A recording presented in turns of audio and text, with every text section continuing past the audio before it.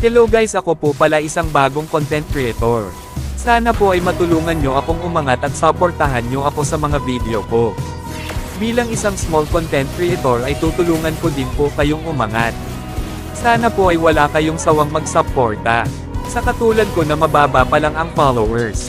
Kahit mahirap maging small content creator, ay nagsisikap pa rin ako.